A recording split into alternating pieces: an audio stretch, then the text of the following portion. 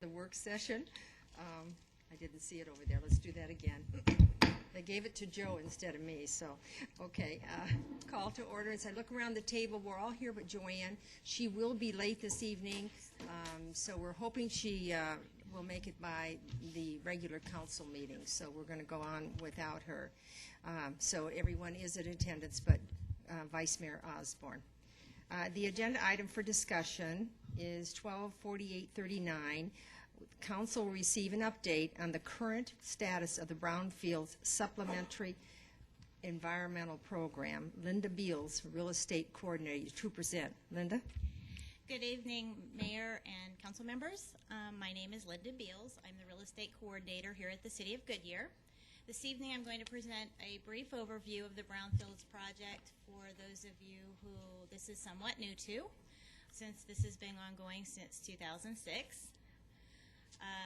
I'm also going to, once I do a brief overview of the history, I'm going to turn this over to our consultants, Weston Consultants, and they will be providing you with an update of stage 3 of the process, which is the stage that we're currently closing out on the project, which is essentially our final stage of the project. But we're going to have a little more to go, and we'll explain that this evening also. To give you a brief overview of the project, back in May of 2006, there was a consent decree between the Crane Corporation, EPA, and the U.S. Justice Department based upon a lawsuit that was regarding the contamination of the well sites in the city of Goodyear.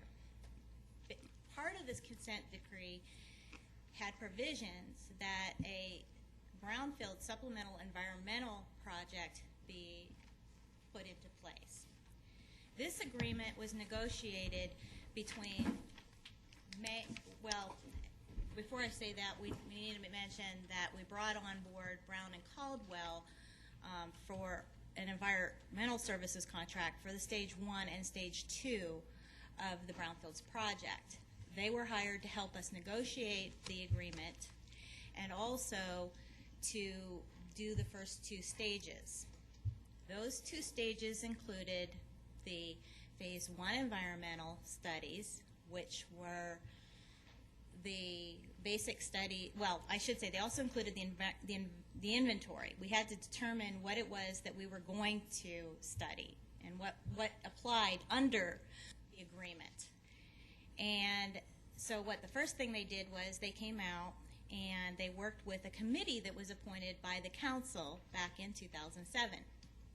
That committee was a 12-member committee that was a citizens advisory committee that worked with us to help determine what properties we might have in the city of Goodyear that were considered distressed.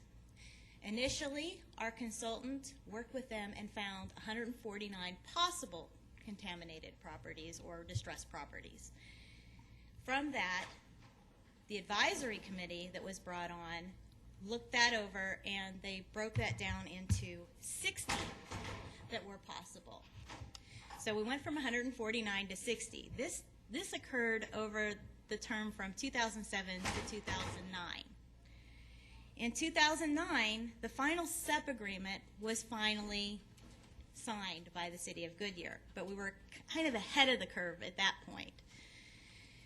While we continued to work through it, in July of 2009, we were funded with $1 million based on that agreement. That $1 million was put into an escrow fund for our use under that agreement. But the agreement had very, very specific terms on what we could and couldn't do with the money.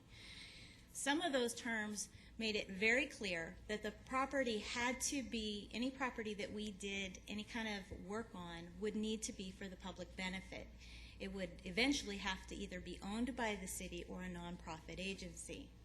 It also determined the types of work we could do, which was essentially ground-type remediations or remediations of existing buildings that somehow were distressed. From there, the Citizens Committee met again in August of 2009. They were able, based on the criteria developed by the agreement, to limit this down to 16 sites. So we've gone from 149 down to 16. At that point, they did a tour of the sites, and it was determined that we should do a Phase 1 environmental assessment on 14 sites. That was where we would send them out, have them take a look at the sites, and determine which ones they felt were worthy and met the criteria to have those done on. In November of 2009, that's when the first list of the final list of the distressed properties were brought to the council and approved by the council to go ahead and move forward with the in Phase 1s. From November of 09 to March of 10, we managed to complete all of the assessments. Now, why that's kind of important was that during that same time frame, because there were delays getting through the inventories and trying to get through what it was that was approvable by the EPA, working with all the parties involved, because we were involved with Crane, we were involved with EPA, we were involved with, and there were so many parties to work through that we had lost time during that process. And we were between 6 months and a year behind on the project at that point. So the then project manager went forward to EPA and asked if we could have an extension of the time that we were going to have this work done, because we were behind at that point, and we explained why, and the EPA and Crane understood. So we were granted a 1-year extension of our original contract at that point in time that took it from when we would have been done by this year in June 30th. We are allowed to move out to June of 2013 with the contract. Now, my goal was always to bring this contract back in on time. But moving forward, what happened was we had the council, we managed to get the Phase 1 environmental assessments done in a matter of just a few months. From there, we brought forth, after working with the committee again, we brought forth 9 properties that we wanted to move forward with Phase 2s. That's a little more invasive, where the Phase 1s are just an overview, more of a historical overview, and a look at the property to see if there's a potential for environmental on it. When we move to Phase 2s, when we do that, we go out and we start doing some invasive testings. We start going in and doing some ground testing, some drilling, some samples out of building areas, and then you send those results back to the labs, and you find out, is there actually a damage on those sites? We did that. Based on the results of that, we determined, and those were done between March of 2010 and July of 2010. Again, Brown and Caldwell was our consultant at that time. And could you repeat that date again? March 2010 and to July of 2010. Thank you. They did those studies in a remarkably short period of time, trying to get us back on schedule as much as possible. And so what we were able to do then was to narrow it down to 4 sites, which we brought to the council in July of 2010. That's what you're going to be seeing an overview of tonight. The 4 sites that we determined truly needed to be remediated, or at least have a much more substantial level of testing on, were the city center property itself, which is the old SAT site, the site next to it, the 100 acres, sometimes designated as the city center park area, the Public Works, the former Public Works Operations Center, where our traffic center and our parks are now operating out of, as well as Duncan Farms. We moved forward with those. Duncan Farms. We brought those to council, and council approved those 4 items for further remediation in July of 2010. From there, we determined that we needed to enlist a consultant to perform the remediation. We put out on the street a request for proposal. In January of 2011, the council approved the contract for Weston Solutions to begin the remediation stage. And that brings us to where we are tonight. Sorry, it might have been a little lengthy, but I realized some of you weren't part of that process, so I wanted to give you a little overview of where and how and what we've been doing here. would you just emphasize again when the extension was? We received an And extension. how much money was there, and how you were allowed to use the money until it's expended, and do we have a definite due date that every dime has to be spent by? Thank you. In April of 2010, we were given a one-year extension to the end of the contract, and our original contract was supposed to end on June 30th of 2012, which would have been the end of this month. We were given a one-year extension, which will take it out to the year 2013. Based on that extension, we are able to expend the monies, the $1 million, out to that stage. We are anticipating, and I think we've gotten, and you'll hear some of that tonight, our final numbers are coming in where we'll have very close to somewhere $100,000 to $150,000 of monies left over. And that worked out quite well because we're finishing the initial work that was approved through the council and the committee. We finished all the testing. We have finished all of the actual work itself. We've got the test results from the lab. We're just finishing up a tiny little few things that we anticipate having done within the next 30 days on the initial phase. But we ended up with money left over. The reason is these things were very subjective, and we're going to find, one of the things we're going to find out tonight is we found some surprises on the Duncan Farms property. We thought we were going to have a lot of contingency, but what we found out there was very surprising to us, and because of that, I'll let you know, but the reality is we found 18 septic systems, and we still think there may be a couple more. Could you repeat that one more time? We found 18 septic systems out on that property.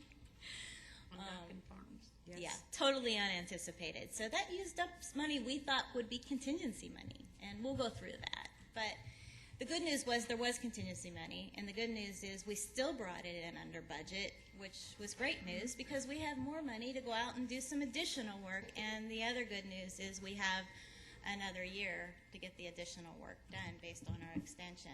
So Wally has a question. Wally? When you went in April of 2010 to ask for an extension, did that request come through council before it was done, or was it done on? No, it was done directly. In-house. Like I said, I wasn't the project manager at that time, Okay. but that extension was done in-house. Okay. Thank you.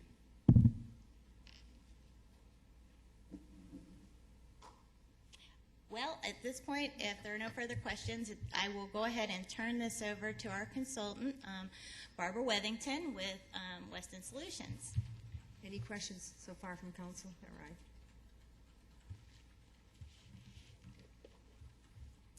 Well, I thank you all for inviting Weston Solutions to be here this evening and present our findings for the Stage 3 program.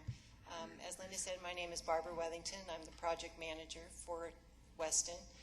Also with me tonight are two of our technical leads for the program. We've got our senior engineer, Mike Barone, and our senior geologist, Matt Nation, who are here to answer any technical questions that you might have as we proceed through this presentation.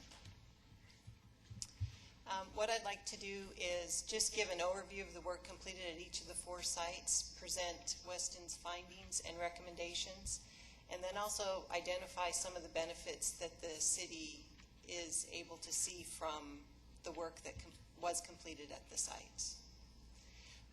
To reiterate what Linda said, the 4 sites that were brought into this stage of the program include the former soil aquifer treatment site, also called the SAT site, the City Center Park site, the former Duncan Farms property, and the former Public Works Operations Center. The first properties that I'd like to talk about are the former SAT and City Center Park sites. These are adjacent properties that are located on the corner of Yuma Road and Estrella Parkway. All of the work done in Stage 3 had a basis from previous investigations during the Stage 2 phase of this project. So we took the findings of the Stage 2 work and their recommendations, and then we proceeded with developing our work plans for all the 4 sites based on that as a starting point. So at the city center and former SAT site, during stage 2, there was toxaphene detected in the soil on both properties. Toxaphene is a pesticide that was historically used on cotton fields. It's a banned pesticide at this point, but it is rather persistent in the environment, and so you'll see it in agricultural fields quite frequently. During stage 2, they detected it at concentrations at a couple locations that exceeded the state of Arizona soil remediation levels, and that's why it was carried forward into stage 3 investigation. So our work was to define the extent of toxaphene contamination at these properties, determine if the levels of toxaphene created a human health risk, and then determine if further characterization or action was required. Our work in the field included drilling 48 direct push soil borings to a depth of 5 feet below the ground surface. We collected samples at 3 distinct depth levels from those borings, and we analyzed the samples for toxaphene. In over 100 samples that were submitted to the laboratory, we were able to determine that toxaphene really was rather sporadically present on both properties. It was pretty much confined to the top 3 feet of the soil profile, and it was limited to just really small areas around individual soil samples. Less than 20% of the samples collected on the site even had a positive detection of toxaphene, let alone a concentration that exceeded a remediation level. So with that data, we carried it forth into a human health risk assessment and determined that the toxaphene that is present on the site does not present a human health risk. So the benefits of that work to the city is that through the data collection efforts, we were able to determine that the environmental conditions on these 2 properties are favorable for future development, including the proposed development of a city center for the city of Goodyear. The next site that I'd like to discuss is the former Duncan Farm site, and this property is located on Indian School and Cotton Lane. It is an active agricultural facility at this point. The Duncan Farms operation is leasing the land from the city, but it is an active farming facility right now. Again, the work began with the recommendations that were made during stage 2 based on their findings. And so we took those recommendations, implemented the recommendations, and did the additional investigation, and then supplemented their data with ours to come up with conclusions and recommendations now going forward still. So the work included at Duncan Farms from 2011 through 2012 included assessment of what was thought to be a former oil disposal vault on site, assessment and abandonment of 2 hydraulic lifts that were no longer used that were on the site, collection of additional soil samples in an area that had historically been used to store various pesticides for the farming operation in the past. There was an area that in the previous investigations they called a former tank farm, but what it really was just a couple above ground storage tanks that housed pesticides. The testing during stage 2 indicated that there was some dieldrin in the soil in this area that appeared to be higher than remediation levels, so we did some further sampling to see if indeed there was going to need to be a corrective action in that area. We did additional geophysical survey. I don't know if my mic's working. I have 2 questions, just technical. What's dieldrin? What does that do? And what is a oil disposal vault? The answer to the first question, dieldrin, again, is a pesticide that's used in agricultural fields, very, very common. Not surprising to have been found in this area at all.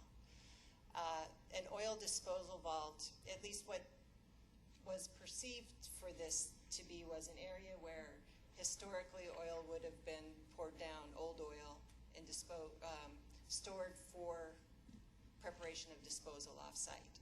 When we did the investigation, we uncovered this area. What we found was that it really was not a disposal vault at all. It was simply a concrete area that was used as an automobile inspection pit where you could crawl down underneath and look underneath the chassis of a vehicle.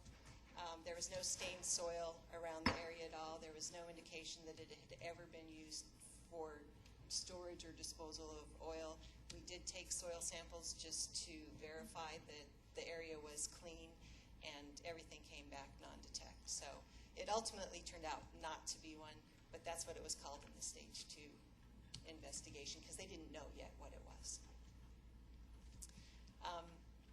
Then the next part of our scope of work at the Duncan Farms facility included doing a geophysical survey over the eastern and western northern half of the property. And the reason we were doing the geophysics was to detect or get an idea of what might be buried underground.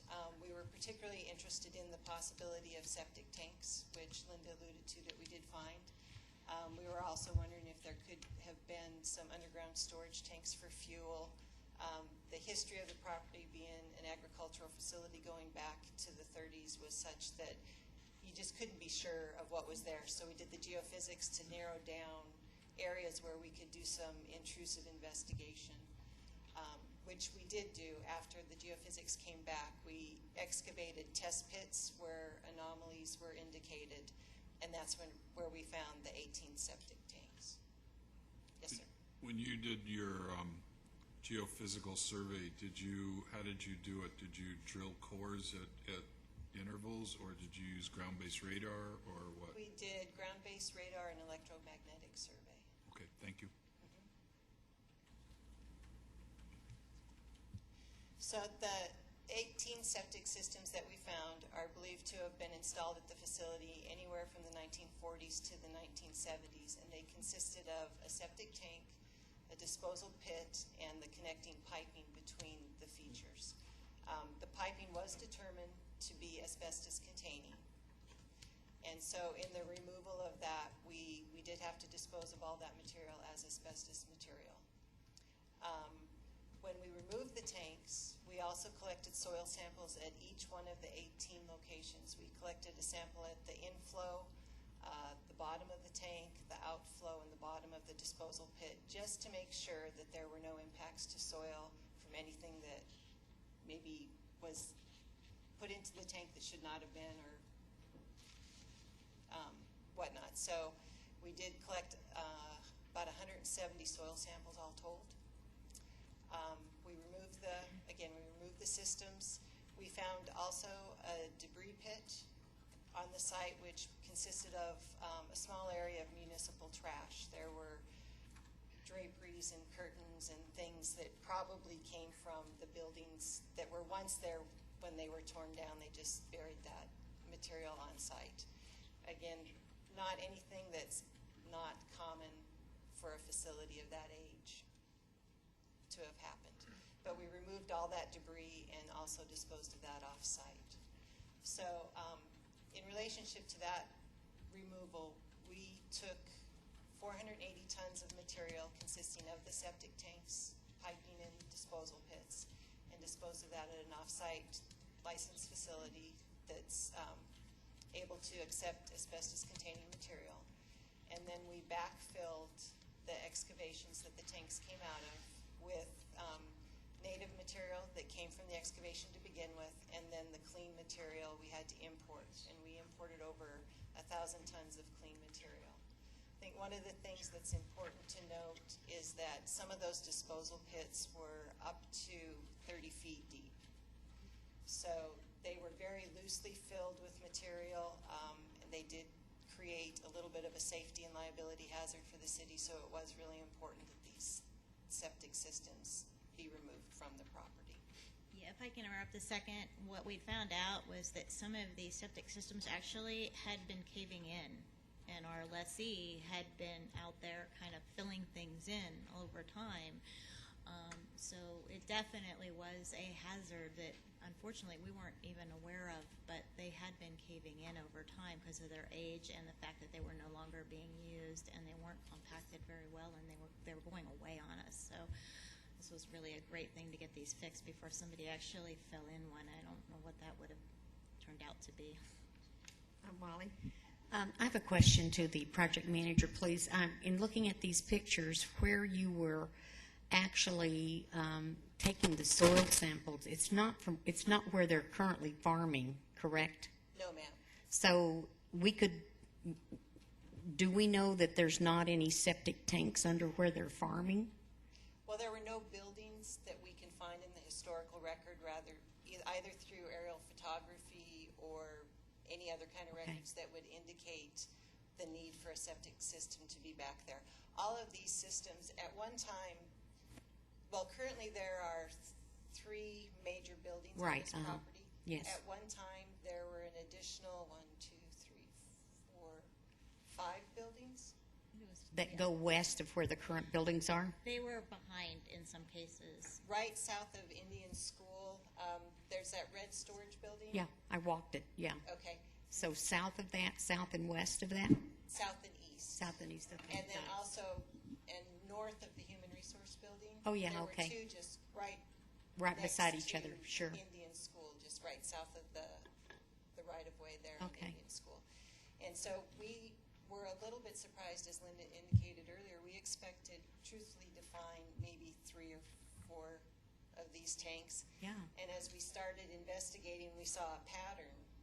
that they moved as the buildings moved. Right. Right. And we could almost trace out almost exactly to the feet with the excavator when we were doing the test pits. Okay. And find yet another pit all the way through. So it was a little bit of a surprise to find that. It was truly amazing. I was out there while they were doing that, and they would take the backhoe and they would measure 20 feet back from where they believed that where the little window for the bathroom was. They'd go down in, and sure as heck they hit them one after another. I was amazed because they weren't even doing much exploratory digging. Once they figured out how to locate them, they hit them right on. Wow. Now, our intrusive investigation thus far only took the west part of the property. Okay. The east part of the property, we know there's at least one septic system on that side of the property, but it's in use in relationship to the Duncan Farms operation. We couldn't investigate over there based, again, on the age of the facility. Duncan Farms was extremely concerned that if we started poking around there, we'd damage the system and then they'd be left with no facility. So we were unable to investigate the east so far. Yes, Wally. Well, down the road, are we going to have to look at that site? Well, let me explain. They are moving their human resources operations out of that building even as we speak. So that's one of the things we're going to look at with the monies that are remaining. It just happens to coincide their timing. We only found that out a month or 2 ago that they are moving their human resources out of that building and will no longer need the bathrooms. So the timing works out well. We'll be able, hopefully, to get in there within the next couple of months and get the rest of get that last tank or so out, whatever we can find over there. Otherwise, we probably would have had to have held off, but it looks like we're going to be able to go ahead and get in there with our remaining monies and during the extended contract time. Well, I just don't want us to have another contamination area when they move out of the farming area. Obviously, it's going to be contaminated because there maybe pesticides were used over there. You know, if it's been farmed since the 40s, stuff is in that ground that we don't want there.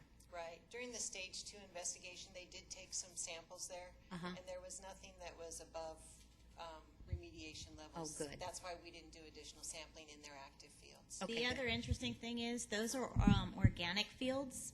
So if you actually go out there, you'll find that they don't use pesticides on them. In fact, they do almost all of their work by hand. They are out there all day on their hands and knees cultivating and working with those plants in that field. So we're not having nothing's going on right now in those fields. So we should be in good shape when they close out the farming on that particular site. Gary? Linda, could you go back to the aerial photography of the Duncan Farms, and could you highlight where the septic tanks were and where the investigation was in the area that you have not been able to work on? A pointer? Use the mouse. Use the mouse. No, you got to use the mouse. Can you see if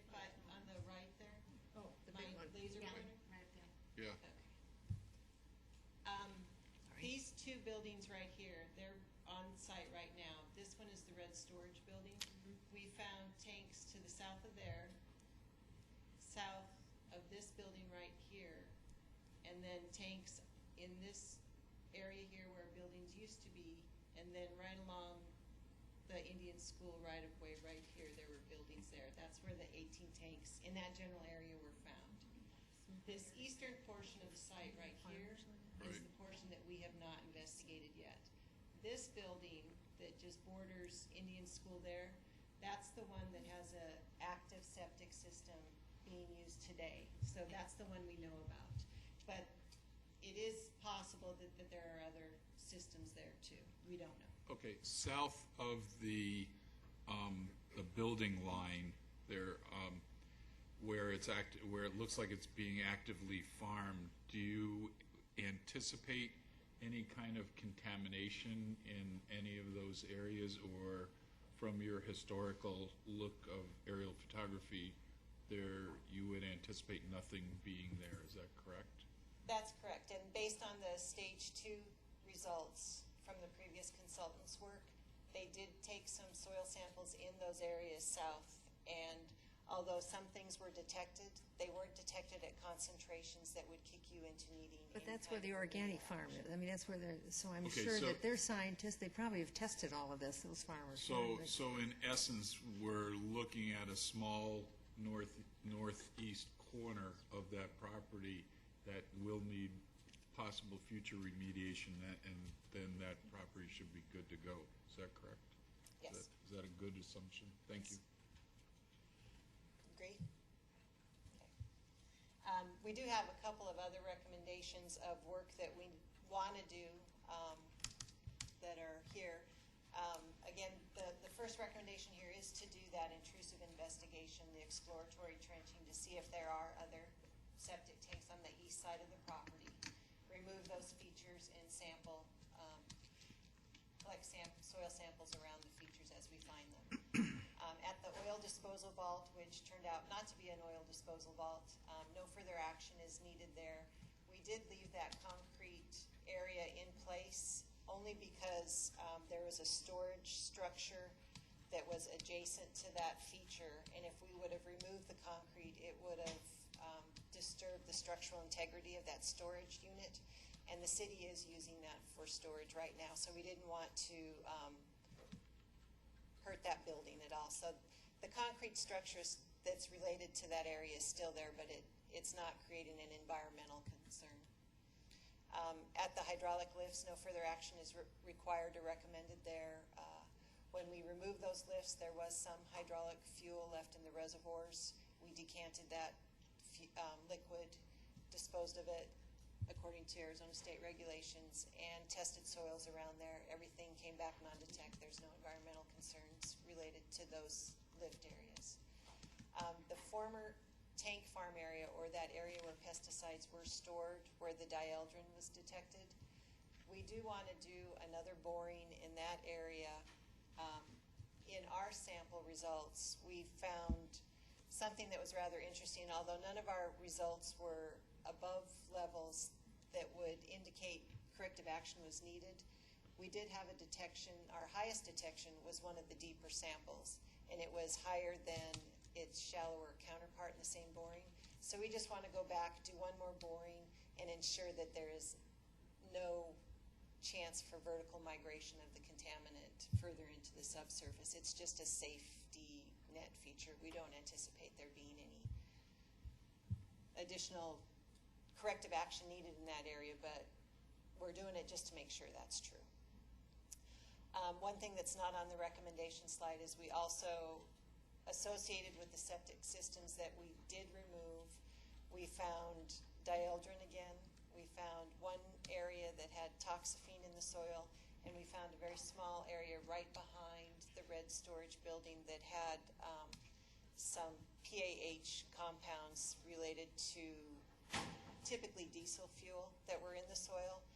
Again, concentrations were lower than the applicable remediation levels for this site, but because we had detections and they were above residential levels, we do want to do just another couple borings in each one of those areas and make sure that there's nothing migrating further in the soil column. The benefits of work performed at Duncan Farms include the assessment of the environmental concerns on the west section of the property. All the septic systems that were removed were not under permit by Maricopa County, probably because they were installed during a time when permits weren't required. However, we did need to permit those in order to abandon them, so we've reduced it. Always a trick to this, isn't Isn't it? there? But everything's good with the county. We've gone through and permitted and abandoned according to all county requirements. Sure, we have to pay for both the permit and the abandoned to the county. By removing the systems, again, we have removed the potential safety hazards associated with those systems on the property's west side. And then all of that work was performed in conjunction with maintaining Duncan Farms operations. We worked very closely with them so that we wouldn't interfere with their schedules, so that we could maintain the relationship with the city and their leasee and keep everything moving smoothly there. The last site to talk about is the former Public Works Operations Center site, and this site is located just east of Litchfield Road and south of Western Avenue. It is that building right there, and as Linda indicated, it was formerly the Public Works Operations Center, currently houses the City Parks and Recreation Division, just administrative offices. And again, work at this site was based on recommendations and findings from stage 2. There is a vehicle wash rack in the property that during stage 2 subsurface soil samples detected some concentrations of total chromium that were a little bit higher than hexavalent chromium remediation levels. So we went in and drilled a couple more borings surrounding that area and actually did the testing for hexavalent chromium. It's very typical in the beginnings of an investigation to only analyze for total, and if you find a total chromium result in excess of hexavalent chromium remediation levels, you go back and then you do what's called speciation of that compound. Hexavalent chromium is the more toxic of the chromium species. So our results showed that there was no problem at the site. The hexavalent concentrations were well below any remediation level that's out there, and probably indicative of background more than anything else. We also did some soil sampling at the secondary containment unit. In the bottom photograph in the slide, you'll see some stained soil. We sampled underneath that stained soil for petroleum hydrocarbon compounds, and all of our samples came back non-detect, so no further action is required at either of those two sampling areas. In addition to this work, we also decommissioned and abandoned 2 groundwater monitoring wells and 2 remediation wells that were installed in the 90s with relationship to an old leaking underground storage tank remediation site. That site has long been closed with the state, but the wells were never abandoned, and so we went ahead and abandoned those. Did we have to pay for that? The SEP fund paid for it for you. You would have had to pay for it eventually. Just curious. So benefits of the work performed, we assessed the environmental concerns for the property, removed the potential physical and environmental hazards associated with the former remediation wells located on the property. The wells were abandoned according to all regulatory requirements, and permits were obtained as required, and it was paid for by the SEP funding, and all that work was performed without disruption to city operations. So pending activities for the 4 sites. The SAT site, City Center site, we really don't have any pending activities outstanding. We are evaluating whether to get ADEQ concurrence on our findings. That would be a strictly voluntary thing. It's not a requirement by the state. It would be voluntary, and so that's under evaluation. We submitted the draft public works report. As soon as we get comments from the city, we'll finalize that, and then public works will be 100% complete. the former Duncan Farms property, again, our pending activities are to conduct that intrusive investigation on the east side of the property, complete the borings at the pesticide storage area and the septic system removal area that we've already completed, and then prepare a report that summarizes and documents our work out there. And then the last pending activity is to evaluate what to do with the remaining funds after all the other work's done. And so with that, I'll turn it back over to Linda to talk about budgets. As you can see, Brown and Caldwell had the contract, as I discussed earlier, for stages 1 and 2. Their contract was for the $336,794 approximately, and those are the funds that we utilized in order to complete the phase 1s and the phase 2s, as well as the initial inventories and all of that. If anybody's ever interested, I have stacks of phase 1s, phase 2s. We have great histories on all of these properties now, and we'll keep those in record. They've also been supplied to the city clerk. So anytime we're working on one of the city properties now, we'll be able to pull that out and know they've been tested, they're free, they're clear, they're good. So we have all of that information now. That was essentially the budget that was set forth when the SEP agreement was originally. They stayed very, very, very close to their budget. Then moving on to stage 3, that was the remainder of the funds, which was the $622,302.92.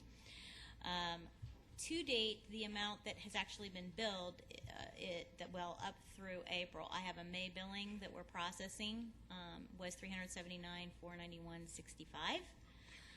We have another, based on the majority of those bills out on Duncan Farms are just coming in from the subconsultants to the consultant and coming through to my desk. So that will expend the majority of the rest of the $237,434, which leaves us a remainder. And again, we're still running a little bit on estimates just because those bills are coming in piece by piece for all the subcontractors that have been out on site. But what we anticipate remaining is about $140,000 to $150,000. Some of that money is still showing in contingencies to some other items, but the reality is as far as if we decide to move forward with any other work on the other sites, but I think we're going to have that amount remaining. And so what we've been looking at is the one site we specifically want to go back in and look at now that we have the availability to do so is Duncan. That has been part of the challenge, has been working with an operating, very large farm operation. Their Human Resources Department is located on that site, and all of their administrative offices have been located on that site, and their farming operations. So we have been trying to work around their schedule, and to some degree that's what's trying to, work on their off days, trying to work on their off seasons, and trying to work around their Human Resources Department so that we didn't leave them without bathrooms. So the good news is, like I said, I think it's all going to work out very well for us as far as timing and the extension that we do have. And so we want to go back in and do that. We have one other site. The funds remaining aren't that substantial, so what we're looking at is between that site and we have another one that's referred to sometimes as the Marsh Aviation site. This is a site located at McDowell Road and 159th Avenue. That site has a history of having some toxaphene issues, and what we want to do is to go in there if we have the funds remaining and do testing. It was on the original lists that were looked at and approved through the EPA, so we shouldn't have any problem whatsoever getting that one approved to go out and do. But right now, it has a restriction on the land because of it, and every year we have to file a report because of the toxaphene contamination. But what we believe is that what we're hoping is if we go in there and do just a little more testing, similar to what we did on City Center, we'll be able to resolve that issue and remove the land restriction. There's no development potential, I don't think, for the property, but it's more just a cleaning off our records and getting a piece of property that we owned cleaned up. Because it's basically just a landscaping area, but nonetheless, there's a contamination issue, and it would be good to get it off our records and something that we have to work with the ADQ on annually. So those are the two sites. We truly believe that we have enough work out at Duncan Farms and that site that it will resolve the rest of the funds and we'll be in a position to close this project out. But we were excited to have some money remaining so that we could actually go out and do some additional work, even though we had way more work out at Duncan than we ever estimated that we would run into. So essentially, I think that's it. We have one more question here. Joe? I just want to make sure I'm clear on the money that's remaining for the Duncan Farms for the additional work that needs to be done.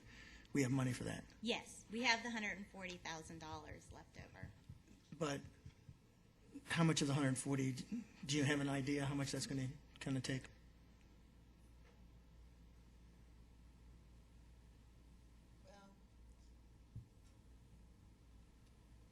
Well, I don't know everything that Linda has included in her 201, but I think we can do the additional investigation. It really kind of depends on what we find, too. If we find only one tank that we need to abandon, it'll be different than if we find another. So the 142 could still be fluid? Yeah. Okay. We're going That to have just- to close this session because we have to start exactly at 6 o'clock. So if you think you can ask this question Can quickly. I ask it quick? All right. My question is on the Duncan Farms, on the money spent. It's $152,000 and change. The budgeted amount remaining was $140,000, but yet you've got $201,000 outstanding yet to be billed. How come we're so over? Is it because of the 18 septic tanks? Oh, absolutely. We had no idea that we would ever find anything that substantial out on that property. And so what we've done is we had contingency money in this project. It wasn't all out. When we allocated the contingency money initially, we allocated it. Spending way too much on Duncan. We allocated the contingency amongst the different sites.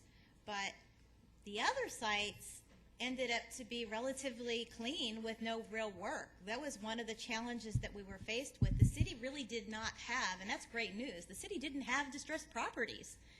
And that ended up being really great news for the city. But on the flip side, there was $1 million of Crane's money. So, and I'm really actually kind of, I mean, it's good that we found this stuff out at Duncan because it gave us an area to utilize the money that otherwise I'm not sure there was anything out there that we could have utilized that money for. So, it's kind of good news. All right. Thank you very Thank you. much for That's both more the than I wanted. presentations. It was very, very helpful. I'm going to adjourn this meeting, and we have to start right at 6 o'clock, ladies and gentlemen. So, Can I do something really fast? yes. I want to present a certificate to my committee members. I know Beverly's here